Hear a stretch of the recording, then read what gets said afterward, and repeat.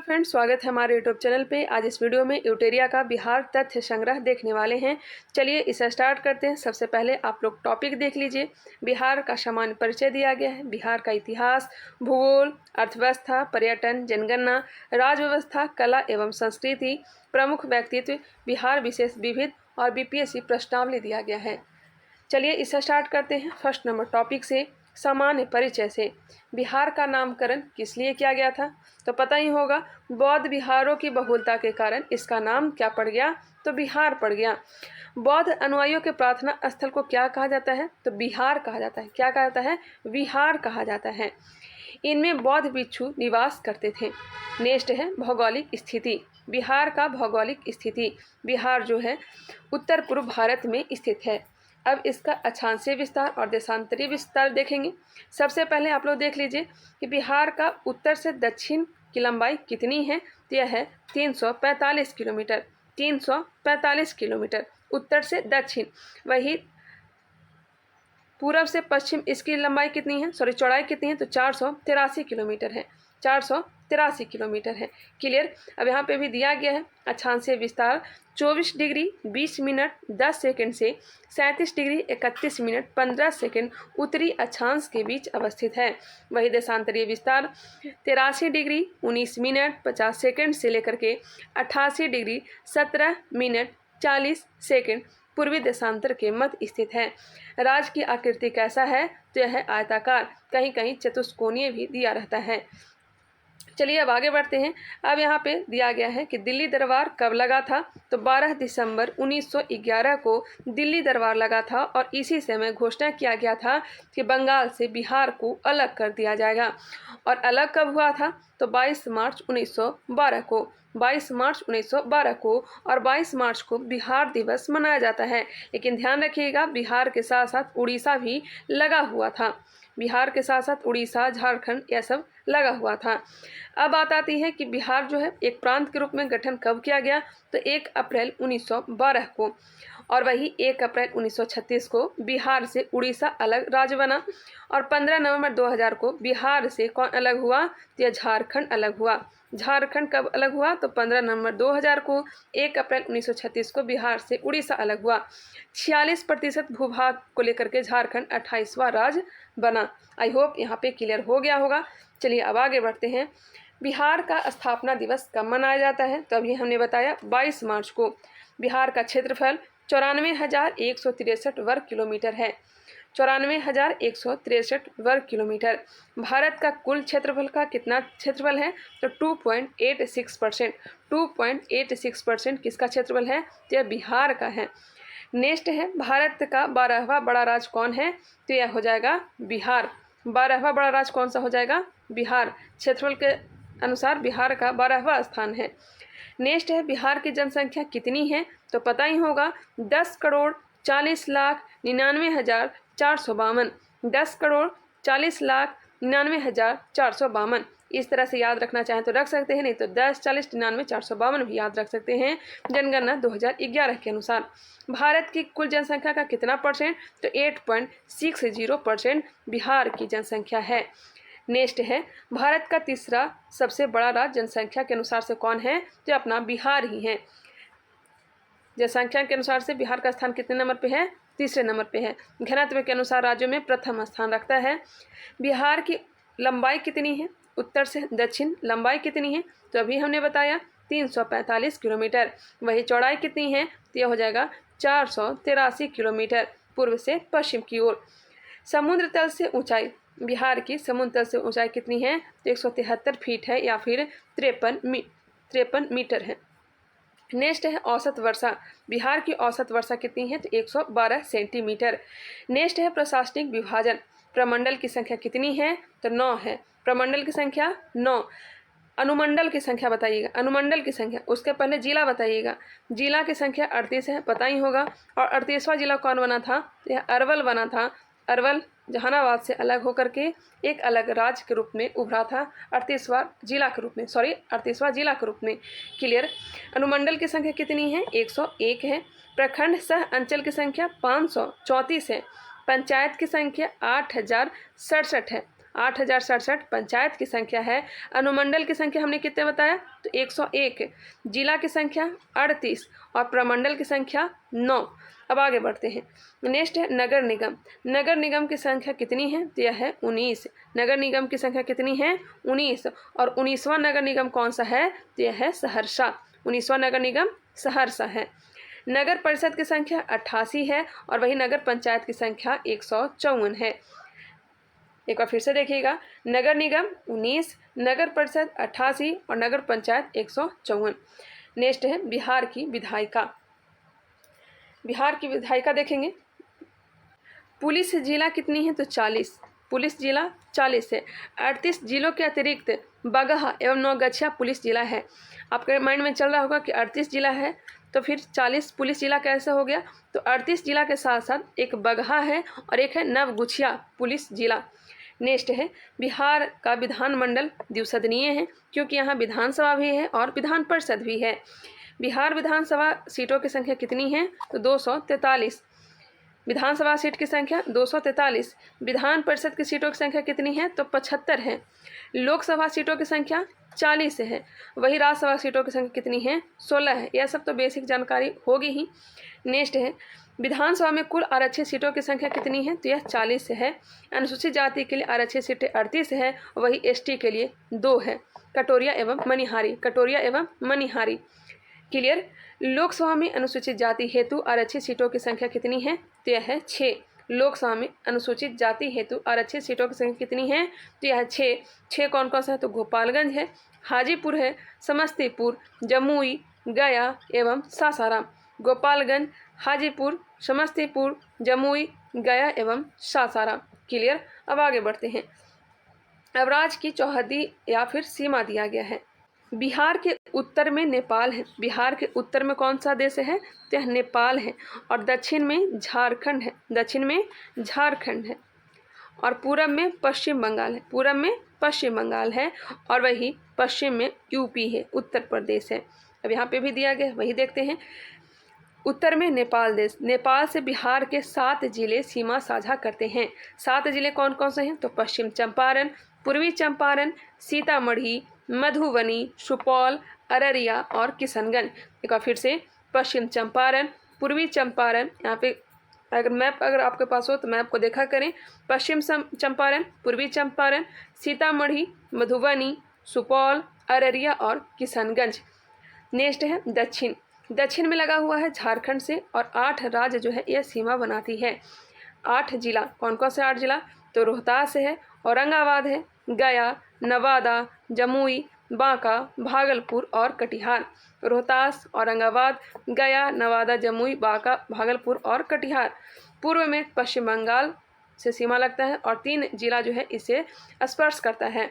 कौन कौन सा 3 जिला है, तो किशनगंज, पूर्णिया और कटिहार। किशनगंज, पूर्णिया और कटिहार की सीमा किससे लगता है, तो पश्चिम बंगाल से।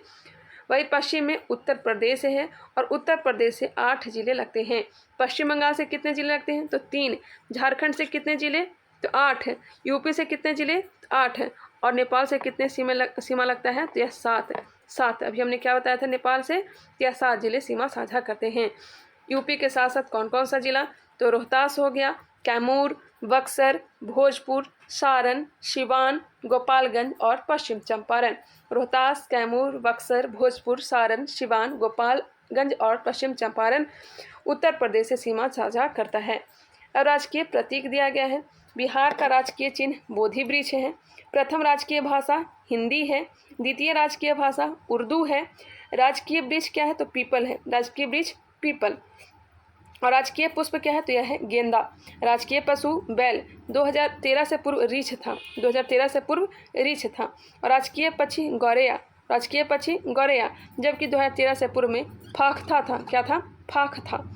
राजकीय मछली मांगुर। राजकीय मछली मांगुर। एक बार फिर से देखिएगा, राजकीय चिन्ह बोधि वृक्ष, भाषा हिंदी, द्वितीय राजकीय भाषा उर्दू।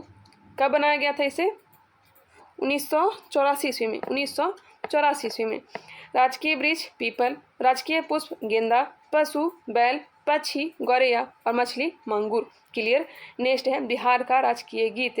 बिहार का राजकीय गीत क्या है, तो मेरे भारत के कंठहार तुझको सत सत वंदन बिहार। मेरे भारत की कंठार तुझको सशत वंदन बिहार। इसके गीतकार कौन हैं? तो सत्यनारायण हैं। और संगीतकार कौन है? तो हरिप्रसाद चौरसिया और शिव कुमार शर्मा हैं। मान्यता कब दी गई? तो यह दी गई वर्ष 2012 में। एक बार फिर से सुनिएगा। बिहार का राजकीय गीत मेरे भारत के कंठहार तुझको सशत वंदन बिहार। गीतकार सत्यनारायण। संगीतकार कौन है? तो हरिप्रसाद चौरसिया और शिव कुमार शर्मा। मान्यता कब दी गई? तो 2012 में। नेक्स्ट है, बिहार राज्य का प्रार्थना गीत कौन सा है? बिहार राज्य का प्रार्थना गीत तो मेरे रफ्तार पर सूरज की किरण नाच करे। मेरे रफ्तार पर सूरज की किरण नाच करे। क्लियर। नेक्स्ट है, प्रमंडल एवं संबंधित जिले। आपको पहले ही बताया था कि टोटल प्रमंडल की संख्या 9 है और 9 प्रमंडल में कौन कौन से जिले सम्मिलित हैं वो हम लोग देखेंगे। सारण प्रमंडल में 3 जिले आते हैं। एक आता है सारण ही, सिवान और गोपालगंज। सारण, सिवान और गोपालगंज सारण प्रमंडल में आता है। तिरहुत प्रमंडल में 6 जिले आते हैं। 6 जिले कौन कौन से हैं? तो पश्चिम चंपारण, पूर्वी चंपारण, मुजफ्फरपुर, वैशाली, सीतामढ़ी और शिवहर। वही दरभंगा में 3 जिले आते हैं। एक हो गया मधुबनी, दरभंगा और समस्तीपुर। कोसी प्रमंडल में 3 जिले, सहरसा, सुपौल और मधेपुरा। सहरसा, सुपौल और मधेपुरा कोसी प्रमंडल में। अररिया, किशनगंज, पूर्णिया और कटिहार पूर्णिया प्रमंडल में आते हैं। पूर्णिया प्रमंडल में 4 जिले हैं। अररिया है, किशनगंज है, पूर्णिया है और कटिहार है। पटना प्रमंडल में 6 जिले। कौन कौन सा? तो पटना खुद है, नालंदा हो गया, भोजपुर, बक्सर, कैमूर और रोहतास। पटना, नालंदा, भोजपुर, बक्सर, कैमूर और रोहतास पटना प्रमंडल में आता है। मगध प्रमंडल में कौन कौन से जिले हैं? तो 5 जिले हैं। एक है गया, दूसरा है औरंगाबाद, तीसरा है नवादा, चौथा है जहानाबाद और 5वां कौन सा है? तो अरवल है। मुंगेर में 6 प्रमंडल, मुंगेर, जमुई, लखीसराय, शेखपुरा, बेगूसराय और खगड़िया है। भागलपुर प्रमंडल में मात्र 2 ही जिले हैं। एक तो खुद भागलपुर है और एक कौन सा है? तो यह बांका है। नोट डाउन करना चाहें तो नोट डाउन कर सकते हैं, नहीं तो फिर स्क्रीनशॉट लेना चाहें तो स्क्रीनशॉट ले सकते हैं। चलिए मैं आगे बढ़ती हूँ। नेक्स्ट दिया गया है बिहार के प्रमंडल एवं जिले। यहाँ पे आप लोग मैप में भी देख सकते हैं। हालांकि मैंने इसे बता दिया। सारण प्रमंडल में गोपालगंज, सिवान और सारण आते हैं। तिरहुत प्रमंडल में पश्चिम चंपारण, पूर्वी चंपारण, शिवहर, सीतामढ़ी, मुजफ्फरपुर और वैशाली। अब आगे बढ़ते हैं। इसे हमने कंप्लीट कर लिया। एक बार देखना चाहें तो इसे देख भी सकते हैं। अब हम लोग बिहार का इतिहास स्टार्ट करने वाले हैं। टॉपिक नंबर 2 है प्राचीन बिहार का इतिहास। प्राचीन बिहार में हम लोग पाषाण काल, वैदिक काल, महाजनपद काल, मौर्य एवं गुप्त वंश, बौद्ध एवं जैन धर्म को देखने वाले हैं। प्राचीन बिहार के इतिहास के स्रोत पुरातात्विक एवं साहित्यिक हैं। 2 प्रकार के स्रोत का प्रयोग किया गया है। पुरातात्विक स्रोत में क्या क्या आते हैं? पूर्व ऐतिहासिक युग के लिए मुंगेर, चिरान, चेचर और मनेर। चिरान किस जिले में है? तो सारण में। चेचर कहाँ? तो वैशाली में। और मनेर पटना में है और सोनपुर सारण में है। और यहीं से ताम्रप्रस्तर वस्तुएं और मृदभान प्राप्त हुए हैं। क्लियर। यहाँ से भी क्वेश्चन पूछा जाता है कि चिरान किस जिले में है? तो यह सारण में है। चेचर कहाँ? तो वैशाली में है। मनेर पटना में और सोनपुर सारण में ताम्रप्रस्तर वस्तुएं और मृदभान यहाँ से प्राप्त हुए हैं।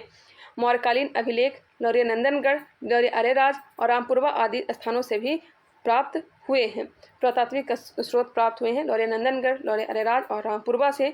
बराबर की गुफाएं राजगीर, नालंदा, पाटलिपुत्र, विक्रमशिला से प्राप्त स्मारक से हमें प्राप्त होता है। खुदाई से प्राप्त सिक्के, मनके व मूर्तियां आदि प्रमुख पुरातात्विक स्रोत है। नेक्स्ट है साहित्यिक स्रोत। रामायण, महाभारत, पुराण, बौद्ध रचनाएं, अंगुत्तर निकाय, दीर्घ निकाय, विनय पिटक और वही जैन रचनाएं, भगवती सूत्र आदि प्रमुख साहित्यिक स्रोत है। इसके अतिरिक्त यात्रियों के विवरण जैसे मेगास्थनीज के इंडिका, फाहियान, इत्सिंग, हेनस्वांग के यात्रा वृत्तांत है। वही कौटिल्य के अर्थशास्त्र एवं स्थानीय लेखों के विवरण से प्राचीन बिहार के इतिहास की विस्तृत जानकारी मिलती है। नेक्स्ट है पाषाण काल। पाषाण काल में पूरा पाषाण काल। इस काल में मानव आखेटक एवं खाद्य संग्राहक थे। क्वेश्चन आता है कि किस समय मानव आखेटक एवं खाद्य संग्राहक थे? यह पूरा पाषाण काल में। पूरा पाषाण काल में दक्षिण बिहार में मुंगेर एवं नालंदा से बड़े और खुरदरे पत्थर के कुल्हाड़ी, चाकू, खुरपी आदि प्राप्त हुए हैं। मुंगेर एवं नालंदा से क्या प्राप्त हुए हैं? तो कुल्हाड़ी प्राप्त हुए हैं, चाकू, खुरपी आदि प्राप्त हुए हैं। ये अवशेष लगभग 1 लाख ईसा पूर्व के हैं। नेक्स्ट है मध्य पाषाण काल। मध्य पाषाण काल में इस काल में मानव आखेटक, खाद्य संग्राहक एवं पशुपालक था। मानव द्वारा पहला पालतू पशु किसे बनाया गया था? तो कुत्ता को बनाया गया था। दक्षिण बिहार में मुंगेर से छोटे आकार के तेज धार वाले औजार प्राप्त हुए हैं। तेज धार वाले छोटे औजार कहाँ से प्राप्त हुए हैं? मुंगेर से प्राप्त हुए हैं। ये अवशेष लगभग 40,000 से लेकर के 10,000 ईसा पूर्व के हैं। नेक्स्ट है नवपाषाण काल। इस काल में मानव खाद्य उत्पादक हो गया था और मानव बस्तियों में निवास करने लगा था। नवपाषाण काल के अवशेष बिहार के मैदानी भागों से प्राप्त हुए हैं। चिरान, चेचर, मनेर, सनुआर, सनुआर का तो रोहतास से पत्थर एवं हड्डियों के औजार प्राप्त हुए हैं। चिरान, चेचर, मनेर, सनुआर से क्या प्राप्त हुए हैं? तो पत्थर एवं हड्डियों के औजार प्राप्त हुए हैं। कैमूर की पहाड़ियों, नवादा और जमुई से गुफा चित्र प्राप्त हुए हैं। ये अवशेष लगभग 2500 ईसा पूर्व के हैं। नेक्स्ट है ताम्रपाषाण काल। चिरान, सोनपुर, ताराडीह, चेचर, मनेर, सनुआर आदि से ताम्रपाषाण काल के अवशेष मिले हैं। इस काल में पत्थर के औजार के अतिरिक्त ताम्र उपयोग के प्रमाण मिले हैं। ये अवशेष लगभग 1000 ईसा पूर्व के हैं। अब स्टार्ट हो रहा है वैदिक काल। आर्यों द्वारा स्थापित सभ्यता को वैदिक सभ्यता कहा गया क्योंकि इस सभ्यता का इतिहास वेदों पर आधारित है। समझते चलिएगा, ज़्यादा हार्ड नहीं है। आप लोग इंडिया हिस्ट्री तो पढ़े ही होंगे, इंडियन हिस्ट्री में सब दिया ही गया था, तो आप लोग बस रिवीजन के तौर पर इसे देखें। आर्यों द्वारा स्थापित सभ्यता को वैदिक सभ्यता कहा गया क्योंकि इस सभ्यता का इतिहास वेदों पर आधारित है। वैदिक सभ्यता को दो भागों में बांटा गया है। एक है पूर्व वैदिक काल और एक है उत्तर वैदिक काल। पूर्व वैदिक काल 1500 ईसा पूर्व से लेकर के 1000 ईसा पूर्व का काल पूर्व वैदिक काल या फिर ऋग वैदिक काल कहलाता है, और 1000 ईसा पूर्व से लेकर के 600 ईसा पूर्व का काल क्या कहलाता है? उत्तर वैदिक काल। पूर्व वैदिक काल या फिर ऋग वैदिक सभ्यता का विस्तार बिहार क्षेत्र में नहीं था। पूर्व वैदिक काल या फिर ऋग वैदिक सभ्यता का विस्तार बिहार क्षेत्र में नहीं था। उत्तर वैदिक काल में आर्यों का विस्तार गंडक नदी के तट पर बिहार के क्षेत्र में हुआ था। पता ही होगा, गौतम राहुगण उत्तरी भारत का आर्यकरण करने के लिए प्रसिद्ध थे और यह पटना आर्यकरण करने के लिए आए थे गंडक नदी को पार करके, लेकिन वहां तक नहीं पहुंच पाए थे। इस कारण से पाटलिपुत्र को अछूतों की भूमि किसने कहा था? तो यह कहा था गौतम राहुगण ने। अब नेक्स्ट है बिहार के भौगोलिक क्षेत्र की प्रथम चर्चा शतपथ ब्राह्मण लगभग 800 ईसा पूर्व की रचना में मिलती है। बिहार के भौगोलिक क्षेत्र की रचना प्रथम बार कहाँ मिलती है? तो शतपथ ब्राह्मण में। इसमें बिहार की चर्चा विदेह के रूप में की गई है, जो तिरहुत और मिथिला क्षेत्र को दर्शाता है। विदेह वाला कौन सा क्षेत्र है? तो तिरहुत और मिथिला। ऋग्वेद में बिहार को कीकट कहा गया है। ऋग्वेद में बिहार को कीकट एवं व्रात शब्द से संबोधित किया गया है। कीकट और व्रात शब्द कहाँ मिलता है? तो ऋग्वेद में। वराह पुराण में कीकट को अपवित्र प्रदेश कहा गया है। वराह पुराण में कीकट को बिहार को अपवित्र प्रदेश कहा गया है। अब यहाँ पर दिया गया है महाजनपद काल। 6ठी शताब्दी ईसा पूर्व में अंगुत्तर निकाय बौद्ध साहित्य है और भगवती सूत्र जो कि जैन साहित्य है, उसी में 16 महाजनपदों की जानकारी मिलती है। 16 महाजनपदों में से 3 महाजनपद का विस्तार कहाँ था? तो यह बिहार में था। 16 महाजनपद में से 3 महाजनपद का विस्तार कहाँ था? तो यह बिहार में था। एक है वज्जी, इसी को लिच्छवी कहा जाता है, जिसका विस्तार वैशाली मुजफ्फरपुर वाला क्षेत्र था। मगध का जो विस्तार था पटना, गया, नालंदा, जहानाबाद, ये सब वाला क्षेत्र हो जाएगा। वही अंग भागलपुर, मुंगेर वाला क्षेत्र। क्लियर। अब आगे बढ़ते हैं। बज्जी संघ महाजनपद दिया गया है।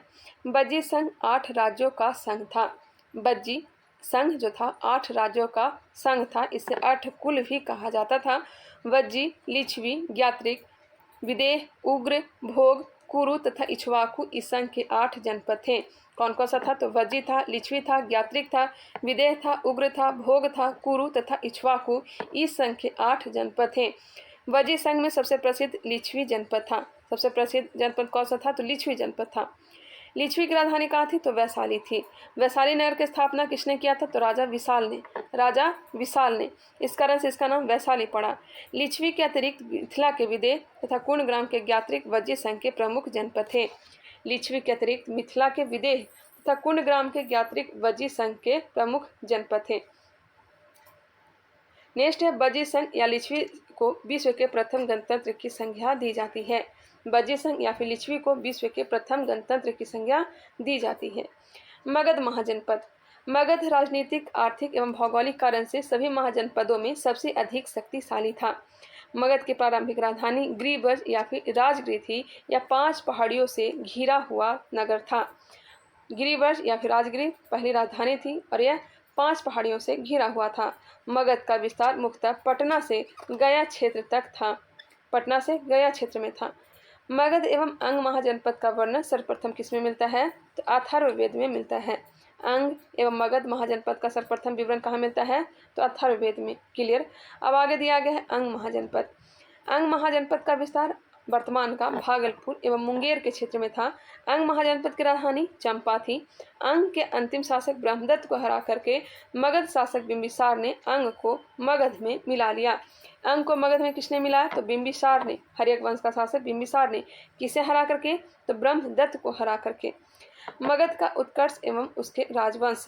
मगध की स्थापना बृहदत्त ने की थी। मगध की स्थापना किसने की थी? बृहदत्त ने की थी। बृहदत्त का पुत्र जरासंध इस वंश का सबसे प्रसिद्ध शासक था।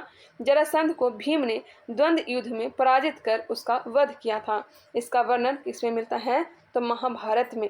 जरासंध की हत्या किसने किया था? तो भीम ने द्वंद्व युद्ध में, और इसका विवरण महाभारत में मिलता है। मगध की प्रारंभिक राजधानी राजगृह जो 5 पहाड़ियों से घिरा हुआ एक सुरक्षित क्षेत्र था।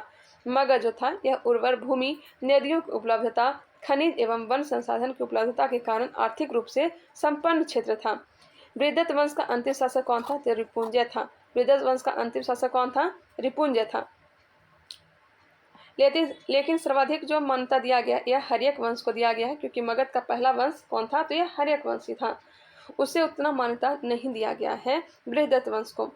हर्यक वंश 544 से 412 ईसा पूर्व का काल। इस वंश का स्थापना किसने किया था? तो बिंबिसार ने 544 ईसा पूर्व में। बिंबिसार को मगध का वास्तविक संस्थापक माना जाता है। मगध का वास्तविक संस्थापक बिंबिसार को। बिंबिसार ने विवाह नीति द्वारा साम्राज्य विस्तार को प्रश्रय दिया। विवाह नीति किसने अपनाया था? तो बिंबिसार ने। उसकी पहली पत्नी कौन थी? तो कौशल देवी, कौशल की राजकुमारी थी। इस विवाह से उसे दहेज में काशी का क्षेत्र प्राप्त हुआ। नेक्स्ट है दूसरी पत्नी कौन थी? तो चेलना थी। दूसरी पत्नी चेल्हाना या फिर चेलना थी। चेलना जो थी यह लिच्छवी के राजा चेटक की पुत्री थी। कभी कभी क्वेश्चन पूछा जाता है कि लिच्छवी चेलना जो थी यह कौन थी? तो लिच्छवी के राजा चेटक की पुत्री थी। उसकी तीसरी पत्नी क्षेमा पंजाब के मद्र की राजकुमारी थी। अब आगे है बिंबिसार ने अवंती के शासक चंद प्रद्योत के साथ मैत्री संबंध बनाया। बिंबिसार ने चंद प्रद्योत के उपचार के लिए अपने राजवैद्य जीवक को भेजा। बिंबिसार की हत्या 492 ईसा पूर्व में उसके पुत्र अजातशत्रु ने कर दी, और अजातशत्रु की हत्या इसके बेटे ने उदयी ने कर दी थी। तो क्वेश्चन आता ही है कि मगध का कौन सा ऐसा शासक था जो खुद अपने बाप की हत्या करके गद्दी प्राप्त की और खुद बेटे के हाथ से ही मारा गया? यह है अजातशत्रु। अपने पिता की हत्या की और अपने बेटे के हाथ से यह भी मारा गया। अब अजातशत्रु के बारे में देखते हैं। 492 से लेकर के 460 ईसा पूर्व। बिंबिसार के बाद हर्यक वंश का शासक बना। उसका वास्तविक नाम कुनिक था। कुनिक था किसका? अजातशत्रु को।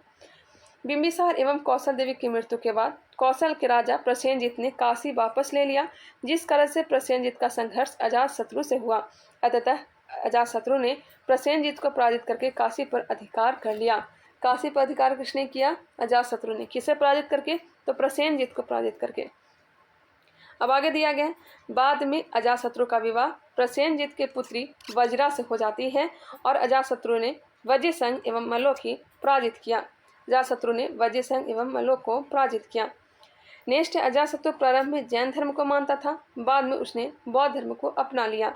483 ईसा पूर्व में राजगृह की सप्तपर्णी गुफा में पहली बौद्ध संगीति का आयोजन करवाया गया। कहाँ करवाया गया? तो यह राजगृह में। कब? 483 ईस्वी में। किसके शासनकाल के दौरान? तो अजातशत्रु के दौरान। अध्यक्षता किसने किया था बताइएगा? तो यह क्या था? महाकश्यप ने। सिंहल अनुश्रुति के अनुसार 460 ईसा पूर्व में उदय ने अपने पिता अजातशत्रु की हत्या कर दी। किसके अनुसार? तो सिंहल अनुश्रुति के अनुसार। उदयन या फिर उदयी ने अपनी राजधानी राजगृह से पाटलिपुत्र जो कि गंगा, सोन एवं गंडक के संगम तट पर अवस्थित है वहां स्थानांतरित किया। पाटलिपुत्र को राजधानी किसने बनाया? तो उदयन ने। उदयन के 3 पुत्र अनिरुद्ध, मुंडक एवं नागदशक थे। नागदशक इस वंश का अंतिम शासक था। नागदशक हर्यक वंश का अंतिम शासक था। मगध पर टोटल 7 वंशों ने शासन किया था, जिसका ट्रिक हमने कई बार भी बताया है। हसीन, मशूक, सात, हर्यक वंश, शिशुनाग वंश, नंद वंश, मौर्य वंश, शुंग वंश, कर्ण वंश और सातवाहन वंश। शिशुनाग वंश 412 से 344 ईसा पूर्व। शिशुनाग ने हर्यक वंश की जगह शिशुनाग वंश की स्थापना की। शिशुनाग ने वैशाली को राजधानी बनाया। शिशुनाग ने वैशाली को राजधानी बनाया। ध्यान दीजिएगा, शिशुनाग ने वैशाली को। पाटलिपुत्र को राजधानी किसने बनाया था? तो उदयन ने। शिशुनाग ने अवंती के राजा अवंतीवर्धन को पराजित कर अवंती को मगध में मिला लिया। इसके अतिरिक्त शिशुनाग ने वश एवं कौसंबी को भी मगध में शामिल कर लिया। 394 ईसा पूर्व में शिशुनाग की मृत्यु के बाद कालाशोक मगध का शासक बना। पुराणों में इसे काकवर्ण कहा गया। काकवर्ण किसे कहा गया? तो कालाशोक को। कालाशोक के समय में ही मगध की राजधानी पुनः पाटलिपुत्र को बनाई गई। कालाशोक के समय में ही 383 ईसा पूर्व में वैशाली में द्वितीय बौद्ध संगीति का आयोजन करवाया गया और इसके अध्यक्षता किसने किया था? तो यह किया था शाबक मीर ने। कालाशोक की मृत्यु के बाद उसके 10 पुत्रों ने शासन चलाया। शिशुनाग वंश का अंतिम शासक कौन था? नंदीवर्धन था। अब शासन स्टार्ट होता है नंद वंश। नंद वंश के संस्थापक महापद्मानंद ने 344 ईसा पूर्व में शिशुनाग वंश को समाप्त कर नंद वंश की स्थापना की। महापद्मानंद ने एकराट एवं एक छत्र की उपाधि धारण की। एकराट एवं एक छत्र की उपाधि किसने धारण की? तो महापद्मानंद ने। पाली ग्रंथों में महापद्मानंद को उग्रसेन कहा गया। किसमें? तो पाली ग्रंथों में महापद्मानंद को क्या कहा गया? उग्रसेन कहा गया। पुराणों में परशुराम का दूसरा अवतार कहा गया। यहाँ से क्वेश्चन आता है, पाली ग्रंथों में उग्रसेन और पुराणों में परशुराम का दूसरा अवतार बताया गया। किसे? तो महापद्मानंद को। महापद्मानंद ने पांचाल, इक्ष्वाकु, काशी, अस्मक, कलिंग, मैथिल आदि राज्य को पराजित कर मगध साम्राज्य का विस्तार किया। अब तक 321 ईसा पूर्व तक के काल में मगध का सर्वाधिक विस्तार किसने किया था? तो महापद्मानंद के समय में ही हुआ था। व्याकरण के महान विद्वान व्याकरण के कौन? तो पाणिनि। यह किसके दरबार में रहते थे? बताइएगा। तो यह महापद्मानंद के और यह महापद्मानंद के समकालीन थे। इस वंश का अंतिम शासक घनानंद हुआ और घनानंद के समय में ही यूनानी शासक सिकंदर ने भारत पर आक्रमण 326 ईसा पूर्व में किया था और 323 ईसा पूर्व में सिकंदर की मृत्यु हो गई थी। नंद वंश आर्थिक एवं सैन्य रूप से काफी संपन्न था। मगध की सैन्य शक्ति के डर से ही सिकंदर की सेना ने व्यास नदी पार करने से इनकार कर दिया था। घनानंद ने अपने दरबार में विद्वान ब्राह्मण चाणक्य का अपमान किया था।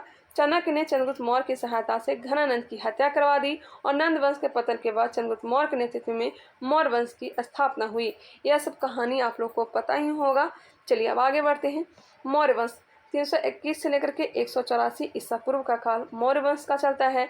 सबसे पहला शासक चंद्रगुप्त मौर्य जो कि मौर्य वंश की स्थापना किया था। 321 से 298 ईसा पूर्व इसका शासनकाल है। चलिए इसे भी देखते हैं। जस्टिन एवं स्ट्रैबो ने चंद्रगुप्त मौर्य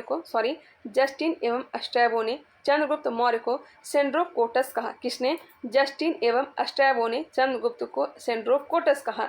जिसकी पुष्टि किसने किया था? तो विलियम जोन्स ने। प्लूटार्क एवं एरिया ने चंद्रगुप्त मौर्य को एंड्रोकोटस कहा था। एंड्रोकोटस के रूप में इन्हें चिन्हित किया था। यहाँ पे क्लियर कर लीजिए। जस्टिन एवं स्ट्रैबो ने सेंड्रोकोटस कहा, वही प्लूटार्क एवं एरिया ने एंड्रोकोटस कहा। क्लियर। चंद्रगुप्त मौर्य के गुरु का नाम क्या था? तो यह था चाणक्य, विष्णुगुप्त या फिर कौटिल्य। उन्हीं की सहायता से चंद्रगुप्त मौर्य ने 321 ईसा पूर्व में मौर्य वंश की स्थापना की। कब? 321 ईसा पूर्व में। चंद्रगुप्त मौर्य ने 305 ईस्वी में सिकंदर के उत्तराधिकारी सेल्यूकस निकेटर के साथ युद्ध किया। युद्ध पश्चात हुई संधि में चंद्रगुप्त मौर्य को काबुल, कंधार, मकरान एवं हेरात का क्षेत्र प्राप्त हुआ। कौन सा क्षेत्र? काबुल, कंधार, मकरान एवं हेरात का क्षेत्र प्राप्त हुआ और बदले में चंद्रगुप्त मौर्य ने सेल्यूकस को 500 हाथी उपहार में दिया था। क्लियर। नेक्स्ट है, युद्ध पश्चात चंद्रगुप्त मौर्य का विवाह यूनानी राजकुमारी हेलन कार्नेलिया से हो गया था। हेलन कार्नेलिया किसकी बेटी थी? यह थी सेल्यूकस निकेटर की। सेल्यूकस ने चंद्रगुप्त मौर्य के दरबार में राजदूत के रूप में मेगास्थनीज को भेजा। मेगास्थनीज की पुस्तक का नाम क्या है? तो इंडिका है। इंडिका किसकी पुस्तक है? तो मेगास्थनीज की। चंद्रगुप्त मौर्य के साम्राज्य का विस्तार उत्तर में हिंदुकुश पर्वत, ईरान तक, दक्षिण में कर्नाटक तक तथा पश्चिम में सौराष्ट्र तक विस्तृत था। चंद्रगुप्त मौर्य के शासन के अंतिम वर्षों में मगध में 12 वर्षों का भीषण अकाल पड़ा। चंद्रगुप्त मौर्य अपनी राजगद्दी त्याग कर श्रवणबेलगोला में कर्नाटक में चंद्रगिरी पर्वत पर तपस्या करने चला गया और अपने सलेखना विधि के द्वारा भूखे प्यासे रह करके अपना प्राण को त्याग दिया। कब? 298 ईसा पूर्व में। जैन धर्म को यह मानने लगा था। अब आगे बढ़ते हैं, बिंदुसार के बारे में देखते हैं। चंद्रमौर्य का बेटा बिंदुसार चंद्रमौर्य का उत्तराधिकारी था। उसे अमित्रघात, सिंहसेन आदि नाम भी दिया गया है। अस्टेवो के अनुसार सीरिया के राजा एंटियोकस ने डाइमेकस नामक राजदूत को बिंदुसार के दरबार में भेजा था। अस्टेवो के अनुसार सीरिया के राजा एंटियोकस ने डाइमेकस नामक राजदूत को बिंदुसार के दरबार में भेजा था। डाइमेकस कहाँ का राजदूत था? तो सीरिया का था। बिंदुसार के दरबार में मिस्र के राजा टॉलमी फिलाडेल्फस ने डायनोसियस को भेजा था। मिस्र के राजा टॉलमी फिलाडेल्फस ने डायनोसियस को भेजा और सीरिया के राजा एंटियोकस ने डाइमेकस नामक राजदूत को भेजा था। इसमें कन्फ्यूजन होता है, इस पर ध्यान दीजिएगा। बिंदुसार ने तक्षशिला में हुए विद्रोह को दबाने के लिए अपने पुत्र अशोक को भेजा था और बिंदुसार आजीवक संप्रदाय का अनुयायी था। अब बिंदुसार के बेटा अशोक का शासनकाल प्रारंभ होता है 269 ईसा पूर्व से लेकर के 232 ईसा पूर्व तक। बिंदुसार की मृत्यु के 4 वर्षों बाद अशोक मौर्य वंश की गद्दी पर बैठा। इससे पूर्व वह उज्जैन का क्या था? राजपाल था। गद्दी पर बैठने से पूर्व कहाँ का राजपाल था? तो उज्जैन का। पुराणों में अशोक को अशोक वर्धन कहा गया है। पुराणों में अशोक को क्या कहा गया है? अशोक वर्धन। वही मास्की एवं गुर्जरा के अभिलेख में उसे अशोक कहा गया है। सिहल अनुश्रुतियों बौद्ध ग्रंथों के अनुसार अशोक ने अपने 99 भाइयों की हत्या करके गद्दी प्राप्त की। किसके अनुसार? तो सिहल अनुश्रुतियों के अनुसार। हालांकि अन्य स्रोतों से इसकी पुष्टि नहीं होती है। अशोक ने अपने शासन के 9वें वर्ष में, हालांकि 8वें वर्ष में, क्योंकि 269 ईसा पूर्व में यह राजगद्दी पर बैठता है और 8वें वर्ष में ही यह कलिंग पर आक्रमण 261 ईसा पूर्व में किया था और बहुत ही ज़्यादा वहाँ खून खराबा किया था और कलिंग को मगध में सम्मिलित कर लिया था। अशोक के 13वें शिलालेख में कलिंग युद्ध का वर्णन है। अशोक के 13वें शिलालेख में कलिंग युद्ध का वर्णन किया गया है। कलिंग युद्ध के बाद अशोक ने बौद्ध धर्म को अपनाया। उससे पूर्व यह शैव धर्म को मानता था। शैव धर्म को पहले मानता था, उसके बाद बौद्ध धर्म को अपना लिया। दिव्यावदान के अनुसार उपगुप्त ने अशोक को बौद्ध धर्म की दीक्षा दी। बौद्ध धर्म की दीक्षा किसने दी? उपगुप्त ने। किसने? उपगुप्त ने। अशोक के शासन के महत्वपूर्ण वर्ष को देख लेते हैं। यहाँ पे 9वें वर्ष दिया गया, कहीं कहीं 8वें वर्ष नहीं दिया रहता है। 8वें वर्ष में कलिंग पर आक्रमण करता है। 10वें वर्ष में बोध गया की यात्रा करता है। 12वें वर्ष निगाली सागर की यात्रा किया था। 13वें वर्ष में धम्म का शिलालेखों में अंकन करवाया। 14वें वर्ष में धम्म महामात्रों की नियुक्ति की और 20वें वर्ष में लुम्बिनी की यात्रा की और यहाँ आकर के अशोक ने कर को घटा करके 1/8 कर दिया।